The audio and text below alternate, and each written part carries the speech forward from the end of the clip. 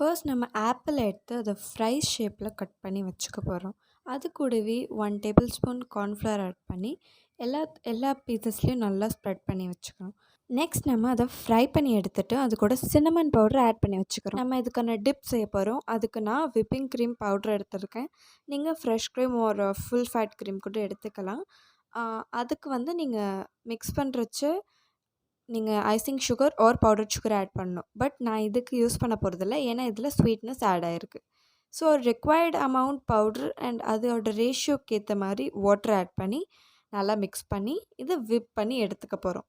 Okay, நீங்கள் இது cream use பண்ணுறீங்கன்னா ஒரு எவ்வளோ அளவு க்ரீம் எடுக்கிறீங்களோ அதில் quarter amount sugar powder sugar add பண்ணி விப் பண்ணி எடுத்துக்கோங்க. இந்த கன்சிஸ்டன்சி வர அளவுக்கு விப் பண்ணணும்.